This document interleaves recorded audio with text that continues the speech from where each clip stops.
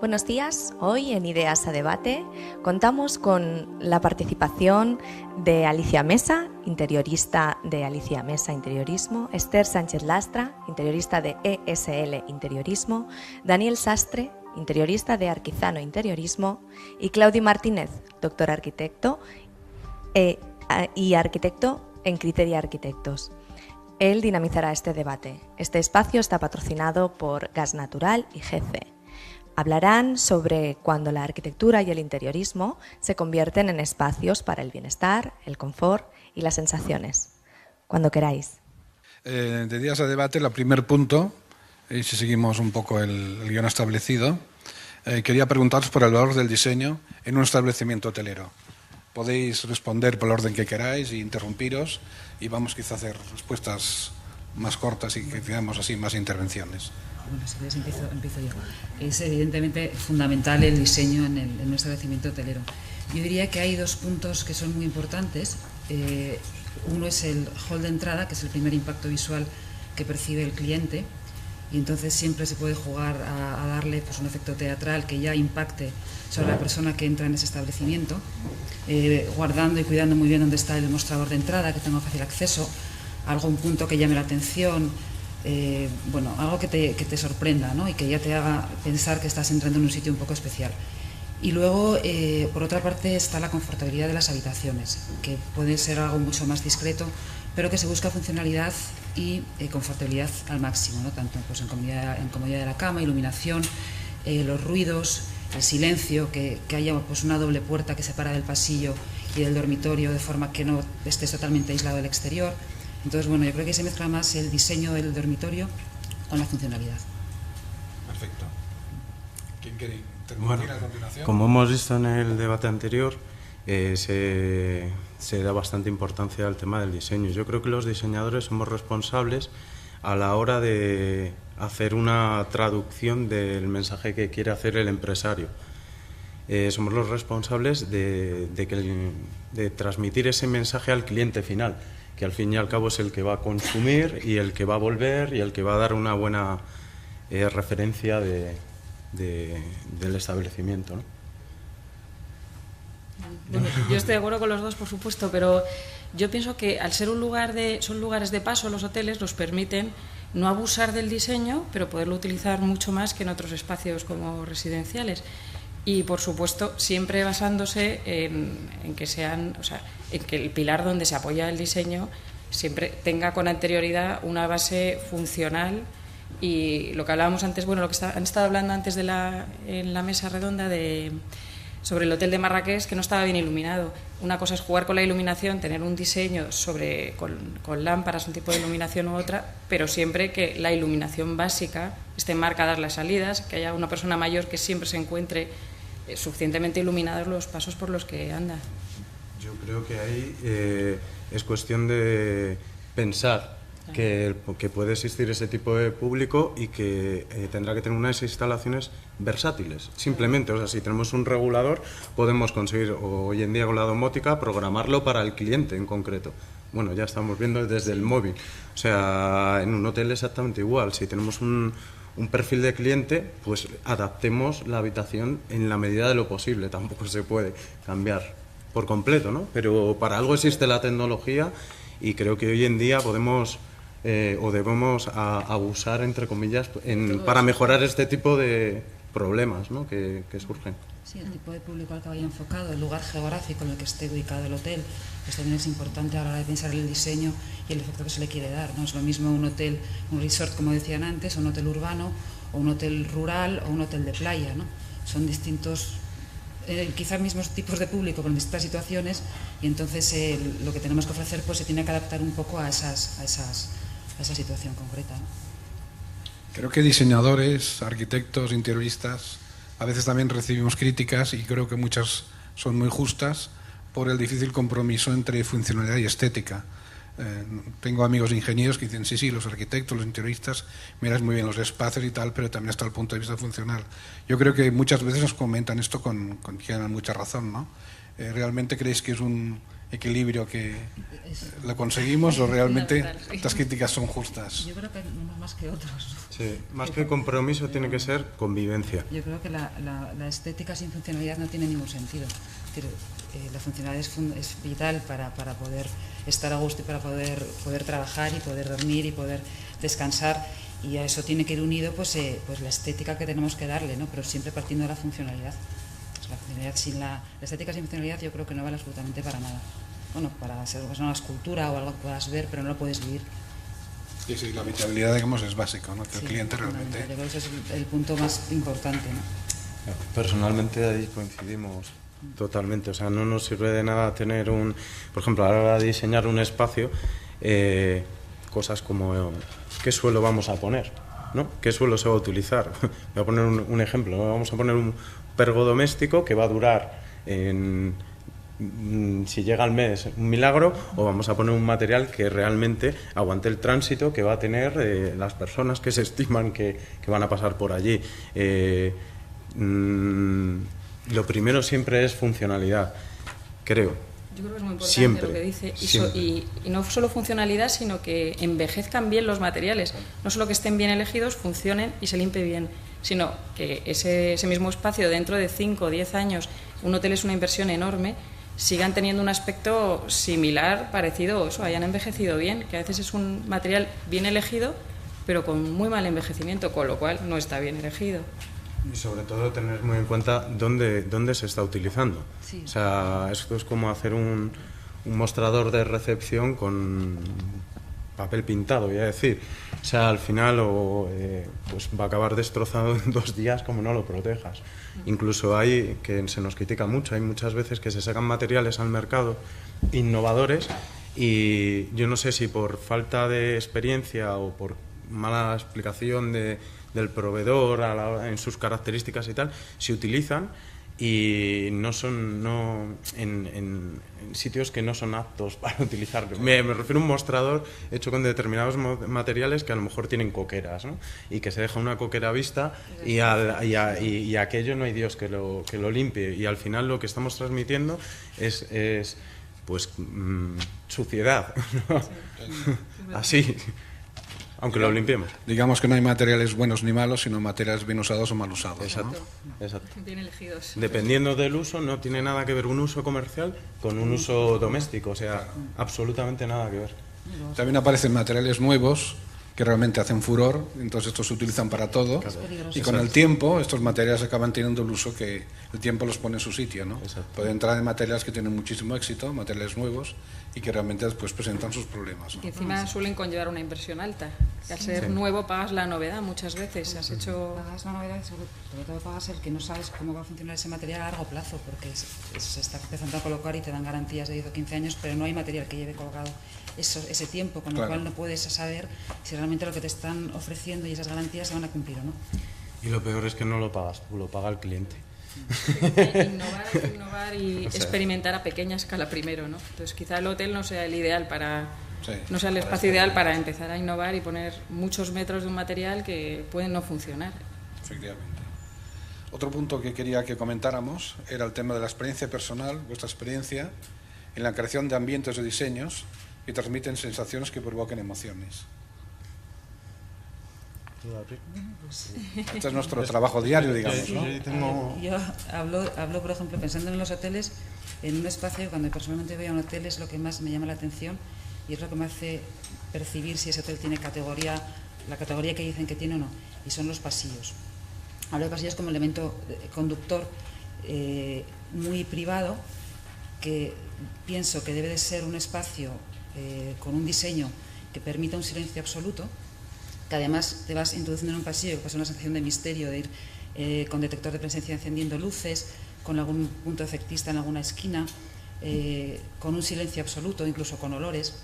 Yo recuerdo un pasillo que me llamó muchísimo la atención, fue el del Hotel Costes en París, porque es un hotel con bastante bullicio en la parte de abajo, y cuando te metes en las habitaciones la sensación de silencio es tan absoluta que te sorprende, ¿no? Aparte que tiene una iluminación pues muy suave, muy misteriosa, tiene un olor que también juegan con el olor como a canela, que está colgado en el ambiente. Entonces es una sensación que ya te crea mucho bienestar y mucha sorpresa, ¿no? Decir, bueno, a ver qué me voy a encontrar en la habitación y sobre todo qué agradable y qué bien, ¿no? No se oye un ruido de maleta, no se oye una voz de un cliente, ni el servicio, que está absolutamente oculto y desaparecido en combate, que es como tiene que ser.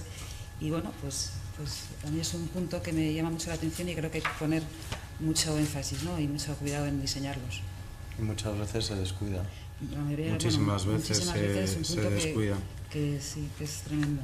Hay que tener cuidado con las sensaciones, porque igual que pueden ser positivas, pueden ser negativas. Efectivamente. Podemos espantar y echar al cliente tranquilamente solo con nuestra forma de diseñar. Bueno, antes se ha comentado tema McDonald's, un cambio de imagen, colores verdes. Llamémoslo, esto aplicado a los locales. Hemos pasado a tener un local amable, cómodo, tal, cuando antes era un local que estaba diseñado para un consumo de 20 minutos y que hubiese una rotación constante. Cuando el cliente ya ha dicho esto no quiero, entonces le presta esta amabilidad, por decirlo de alguna manera. Con lo cual hay que, desde luego para hoteles, yo creo que el cliente tiene que estar entre algodones y tiene que tener esos beneficios de confort, porque aunque pase poco tiempo, pero sí necesita un sitio donde refugiarse cuando está fuera, y a veces es tener una mala sensación de golpe. Además, si se transmite una cadena, pues puede ser bastante problemático, ¿no? Para mí es muy importante la sensación de limpieza. Por lo que decía antes de que es un lugar de paso, también pienso cuando voy a la habitación que ha pasado mucha gente por allí, que se limpia en poco tiempo, y me gusta ver casi de un vistazo que me puedo creer que eso lo han limpiado lo mejor posible. Entonces, yo creo que, por ejemplo, la utilización de la luz, crear penumbras, que no tiene que ver con crear luz ambiental, puede hacer que no veas muy bien la limpieza. A mí me transmite inmediatamente una sensación de no lo veo bien y a veces no me gusta. Y también creo que es peligroso no usarlo bien a nivel general el diseño en un hotel, porque puede decirle a un cliente esto no es para ti, ¿no? Esto tiene una edad, o tiene un diseño marcadamente moderno, o marcadamente puntero, o sea, hay que tener cuidado con cómo se está diseñando y no reforzar demasiado a lo mejor un estilo. Por tanto, la luz es un tema fundamental y lo otro Sí. los materiales, ¿no? Sí. Tener experiencia de materiales que sean naturales o Sí. artificiales, que realmente juguéis vosotros con ellos para producir determinadas sensaciones que produzcan cierta emoción en el cliente, digamos, en el huésped. Sí. Y a veces no hay que innovar mucho con los materiales, ¿eh? Yo he puesto materiales en discotecas que son, por ejemplo, de M posformado, en discotecas que llevan 10 años funcionando, y vas y están impecables. Y una discoteca, el uso que se hace por la noche, cómo se apoya la gente en las paredes, cómo golpea incluso con llaves, que vas por la noche y ves que está dando con la llave o está dando con el talón. Y, por ejemplo, el de M posformado, que no tiene nada de innovador, es estéticamente muy bonito, funciona perfectamente y envejece estupendamente. Yo creo que el problema de los hoteles es que las partes públicas sí pueden estar con cualquier tipo de material, que sea una piedra, incluso madera, un microcemento, que reverbera el ruido, no pasa nada, pero las zonas privadas de pasillo y de dormitorios hay que tener mucho cuidado, porque un material cerámico en el suelo, que por ejemplo en los hoteles de playa se ve y en los pasillos, es un horror porque te destroza absolutamente, simplemente por el ruido y por lo desagradable que resulta en una habitación, ¿no? Sí es verdad que se limpia muy bien y que tiene un aspecto, pues con el tema de la arena, pues parece que es como mucho más adecuado, pero a efectos estéticos y de sensación a mí me resulta desagradable. Que tanto el color como se crea la volumetría, la distribución de los espacios, la acústica, la iluminación, los materiales, al final son nuestras, para los interioristas o diseñadores de interior, arquitectos de interior, como lo queramos llamar, son nuestras herramientas. Es casi como el pincel y las pinturas para un artista. Dependiendo de cómo las utilice, va a transmitir unas emociones u otras, ¿no? Y lo importante, yo creo, que es, aparte de todo el tema de funcionalidad, vamos a darlo por hecho porque aquí estamos todos de acuerdo, totalmente de acuerdo, es que tenemos que transmitir el mensaje que quiere el cliente, que eso es fundamental. ¿Cómo utilizamos eso para, y además en diferentes espacios, porque no es lo mismo... del promotor, digamos. Sí, del promotor. Quiere transmitir una experiencia y hay que dar mensajes para para potenciar esa experiencia, que también lo hacen el personal de ese hotel, ¿no? Pero es fundamental. Yo creo que es muy difícil, además, enfocar un hotel a un público en general, porque vas a una cadena hotelera grande que tiene más o menos una estética aséptica, agradable, funcional, no quiero decir por Meliá o NH o AC, que son todos también diseñados, bien pensados, pero no tienen ese punto de diseño espectacular y especial que puede hacer que a alguien no le guste porque no es el estilo que le va, pero sí puede hacer que haya mucha gente que vaya buscando eso precisamente, ¿no? Entonces depende del tipo de diseño que se pretenda, qué tipo de público vaya enfocado, pues que nos permita el jugar un poco más o no con el diseño. Dime.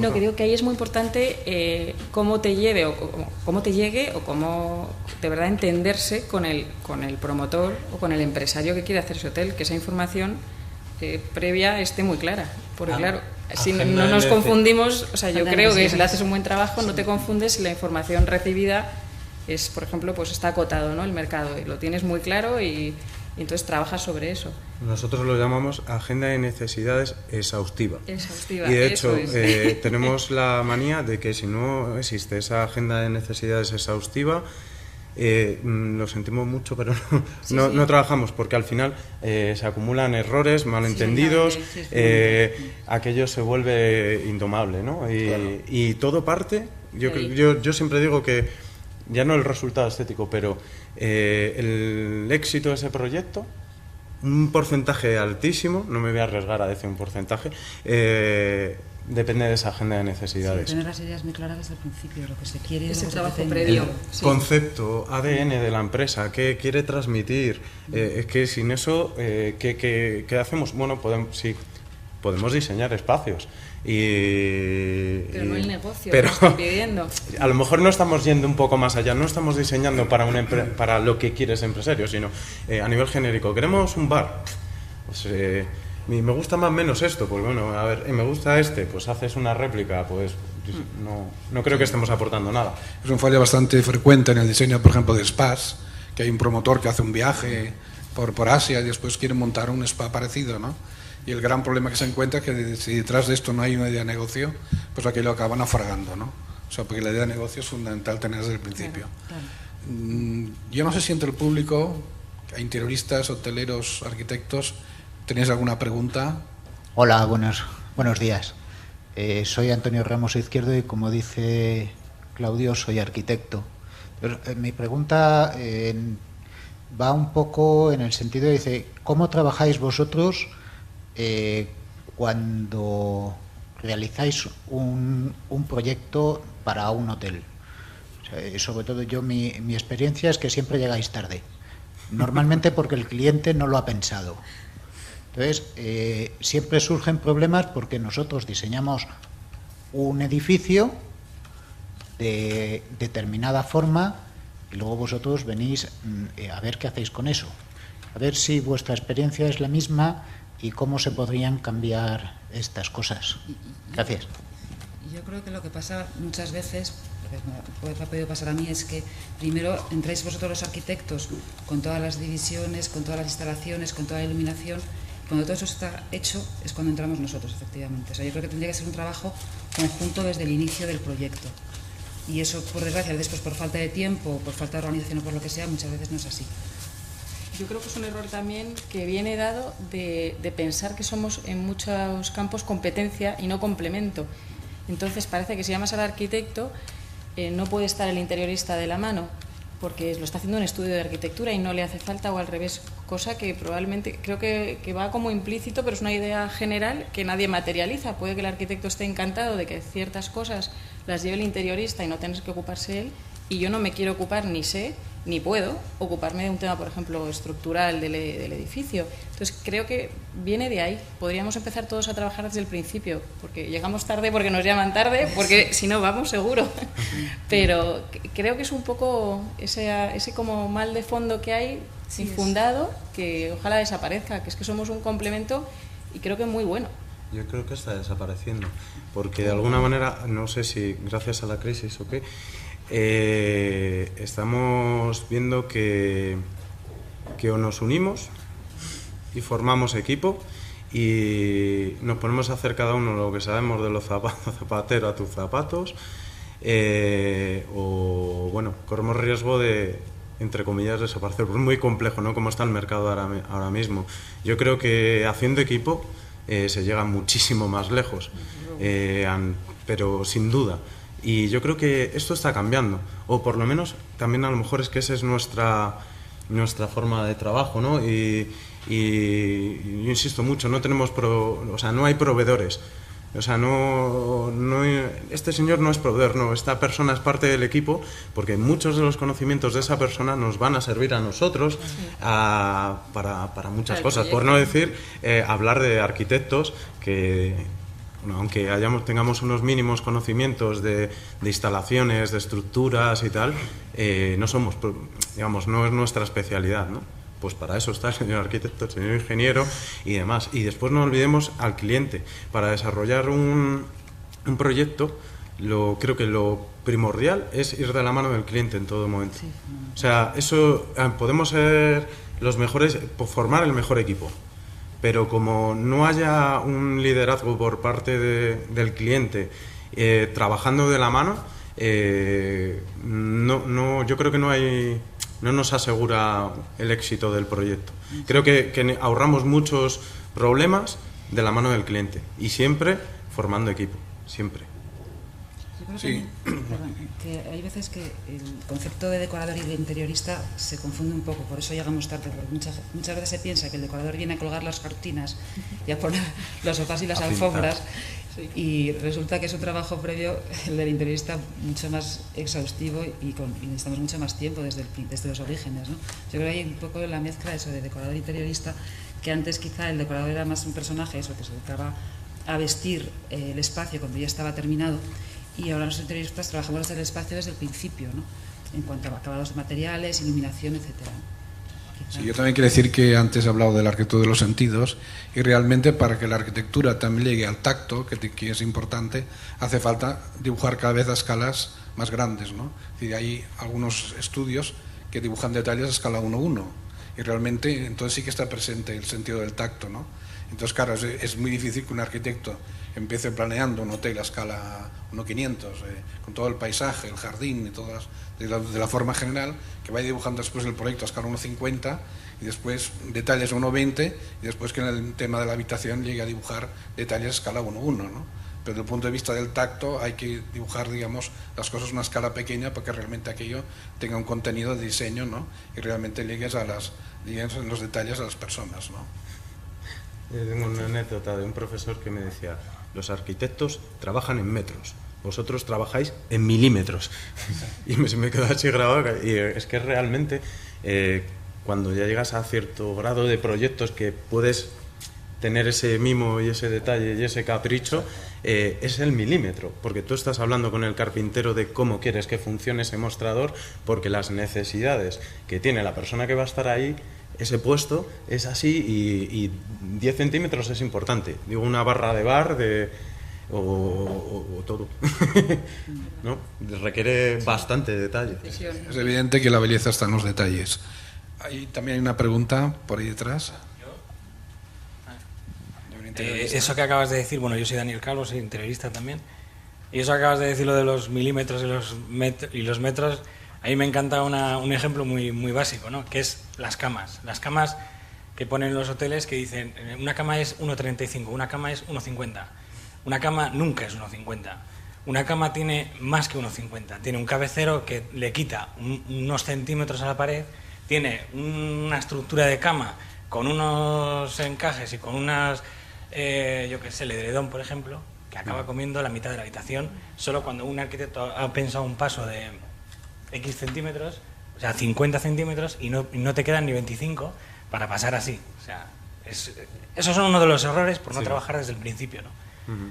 Y una de las cosas que yo quería comentarle al doctor arquitecto, no me acuerdo el nombre ahora, Claudio, y era, según lo que habíamos estado hablando antes, que me había parecido su charla, ¿no? Yo le voy a dar una palabra que creo que es lo que más se acerca a todos estos comentarios, que es armonía. Yo creo que la armonía en todo, en el trabajo, en el inicio, los arquitectos con los interioristas, creo que es fundamental. Armonía con el paisaje, armonía con los elementos, con la gente que va a trabajar, con el cliente al que se le va a hacer realmente luego ese hotel. Yo creo que esa es la armonía total que hay que conseguir, ¿no? Entre todos podemos conseguir una armonía. Y yo creo que lo que usted ha plasmado bastante bien es una armonía no solo de los materiales nobles, que hace muy buena referencia, sino también de los paisajes, del mar, del bosque y de todo eso en su conjunto, ¿no? Sí, me parece muy brillante la precisión. Muchas gracias. Jesús Felipe quería intervenir. Decía que si en los proyectos trabajáis con criterios sostenibles, aunque yo sé que muchas veces a lo mejor el propio proyecto que viene del arquitecto o del propietario, bueno, a lo mejor al propietario lo de la sostenibilidad pues le trae al pairo, ¿no? A veces no sé decir el porcentaje, pero en muchas ocasiones intentas explicar, bueno, ya estuvimos viendo en unas charlas de ecodiseño, ecointeriorismo, explicando las ventajas, ¿no? Y hay determinados empresarios que no las entienden. Después no olvidemos el tema económico, que también yo creo que todos en general, en todas las profesiones, deberíamos mirar a futuro, pero a futuro relativamente, no un futuro sino con una perspectiva muy amplia, porque ahí es donde entrarían todos estos criterios, donde se apostaría realmente. A día de hoy nosotros hemos tenido algunos clientes que sí lo han valorado, pero muy poquitos. El tema de iluminación LED, que será vuestro caso, que es una inversión enorme al principio. Es una inversión que después, bueno, pues tiene su rentabilidad, ¿no? Pero todavía está, en nuestro caso, está costando más de lo que nos gustaría. Sí, a lo mejor no sabemos explicarlo bien en nosotros. Yo creo que hay un tema de presupuesto exclusivamente y de costes. Y presupuesto y costes. Sí. Después también del punto de vista de los proyectos de arquitectura, bueno, no hay problema porque realmente el código técnico, que es una herramienta durísima, se ha implantado hace pocos años, pues realmente ya vela por la digamos, sostenibilidad, y es un tema realmente, el cumplimiento del código técnico es súper exigente. Yo creo que incluso la tendencia ahora de la normativa, después de haber llegado a estos extremos de normativa como tenemos en España, este cruce de normativas, de urbanismo y de arquitectura, sería también relajar un poco y facilitar un poco más las cosas, ¿no? Porque realmente hemos llegado a extremos quizás exagerados. ¿Hay alguna pregunta más? Sí. Hola, buenos días. Yo soy Fernando Pérez. Yo vengo representando un poco a una empresa que colabora con Catalonia, montando lo que veis, mesas, sillas, que es lo que es tangible para el cliente. Yo soy usuario habitual de hoteles, tanto urbanos como no urbanos, porque mi trabajo consiste en montar hoteles. Entonces yo quería poner un poquito dos puntos diferenciales. Las propiedades y hoteles están muy preocupados por el tema de inversiones. Arquitectos y decoradores están diseñando espacios un poco en función de lo que la solicitud que les están poniendo. Nosotros aunamos esas dos cosas. Nos cuesta muchas veces hablar con decoradores, poder conseguir esas perspectivas de decir, el propietario realmente qué quiere o qué dispone para gastarse, porque nosotros sí facilitamos esa ayuda a vosotros, arquitectos, a decoradores. Entonces, muchas veces nosotros no llegamos a cadenas hoteleras, pero sí llegamos a interioristas y decoradores. Entonces, nuestra política en los últimos 2 años es unirnos todos, unificar criterios, intentar producir en España si se puede y optimizar y no perder tiempo ni recursos, pues como habitualmente se hace. Un interiorista cuando está diseñando un espacio entra en Internet y mira durante 8, 10, 12 días productos, novedades, tendencias. Esa es nuestra labor, entonces ahí es donde nosotros sí ofrecemos esa ayuda. Entonces nosotros consideramos que en este país se pierden muchos espacios y muchos tiempos por la falta de interlocución, de poder decir, oye, yo soy tal señor de tal empresa que soy el que me voy a encontrar los problemas cuando se esté instalando esto y vengo a resolverlos al final y poder dar esa solución y además ajustarlo al presupuesto que quieren las propiedades. Creo que eso es un poco la tendencia que tendríamos que tener para poder rentabilizar hoteles, revitalizar industria en este país y un poco no encontrarnos con todos los problemas y retrasos finales de cualquier ejecución de obra.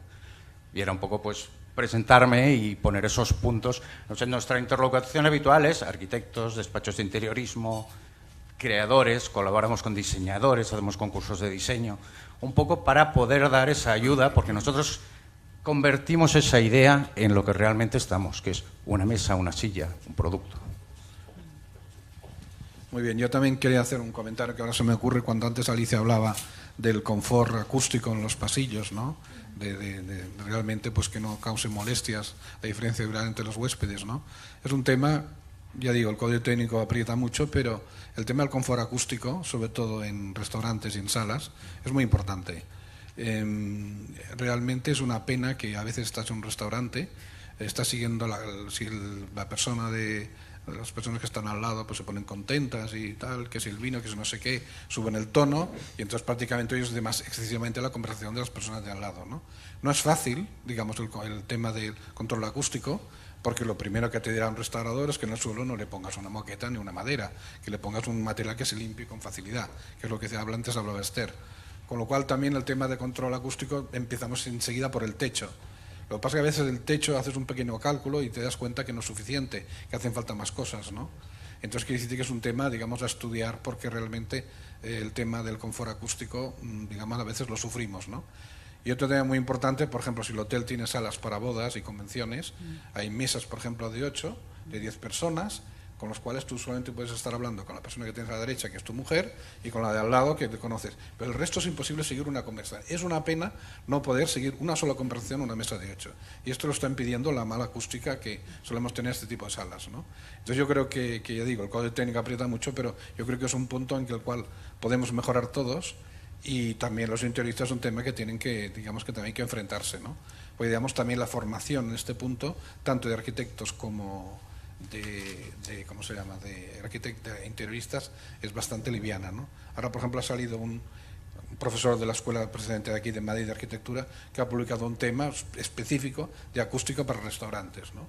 Entonces realmente vale la pena tenerlo en cuenta, y también a veces el confort acústico se realiza actualmente por especialistas a través de cálculos bastante sofisticados de ordenador, pero yo también puedo decir que a veces hay fórmulas sencillitas, fáciles y rápidas de utilizar, porque nosotros también somos responsables del diseño acústico. O sea, hay fórmulas que facilitan la reverberación, formas de espacios y formas que no. Entonces esto no solamente es un terreno especial de los locales, digamos, de música, sino muy importante el tema también de restaurantes, y a veces, por ejemplo, el ruido que pasa de la cocina al comedor es infernal, el ruido de los platos, ¿no?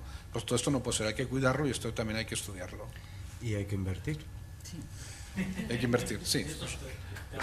No, lo digo porque es fundamental, perdonad que le interrumpa, sí, pero me parece fundamental que también se tome esa conciencia, porque podemos diseñar el restaurante más, digamos, estéticamente más bonito, que dependiendo de la percepción de cada uno será más bonito o más feo, pero si no podemos mantener una conversación, tenemos frío, y ya sin hablar de que me llegue el plato caliente, ¿no? Probablemente no vuelva. Ni yo, ni muchos de los que estamos aquí. Es una inversión rentable. Es una inversión rentable. Te aseguras que ese cliente probablemente va a volver. Si lo que tiene es frío y no puede ni siquiera tener una conversación agradable con su pareja, con unas amistades o lo que sea, no vuelve. Es que está comprobado, no vuelve. Sí. No sé si conocéis el proyecto innovador que hizo Hilton en su marca Crown, en el Hotel Aeropuerto de aquí, 10 habitaciones antirronquido, que las hicieron en otros Crown de otros países. La verdad es que no sé si eso ha continuado, ¿no? Y eso os quería preguntar.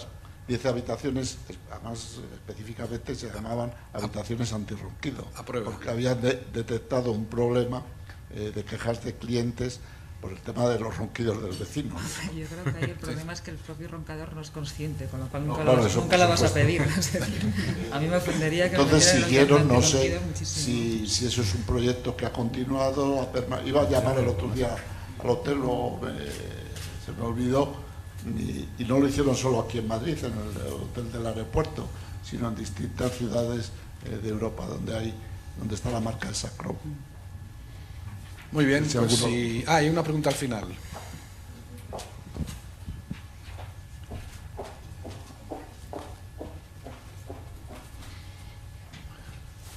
Hola, buenas. soy Tatiana, soy arquitecta también, pero ahora trabajo para Bandalux. A mí me gustaría poner unos comentarios, ¿no?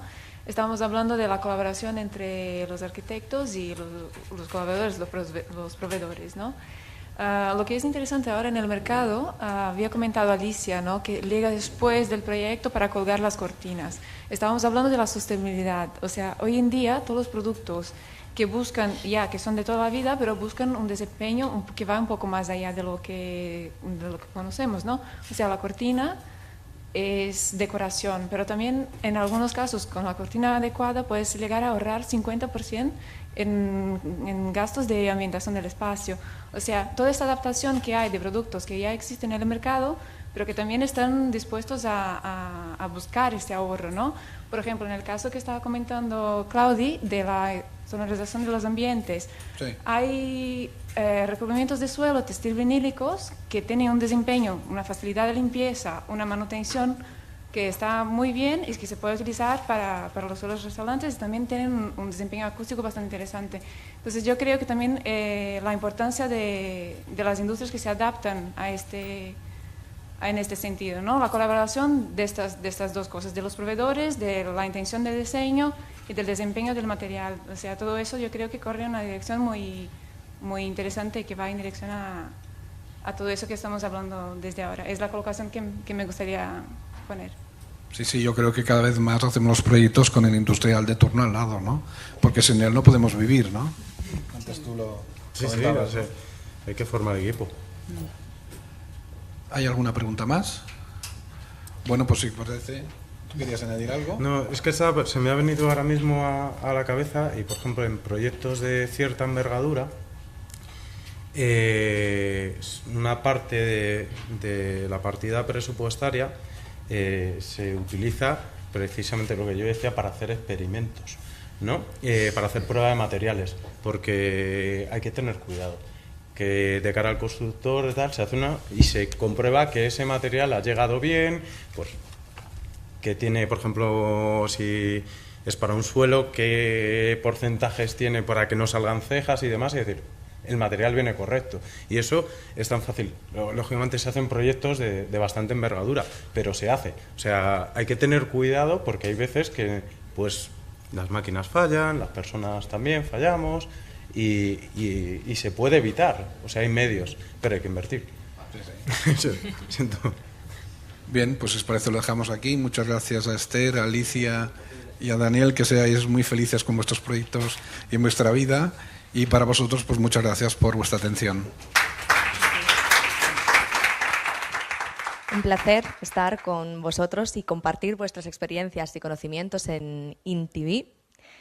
Hemos aprendido hoy que es imprescindible reconocer la importancia del diseño y la arquitectura en hoteles, en distintas escalas y en su influencia en la actividad hotelera, tanto en lo funcional como en lo formal, en cuanto a imagen y expresión. Espero que les haya gustado el programa de hoy. Hasta la próxima. Gracias.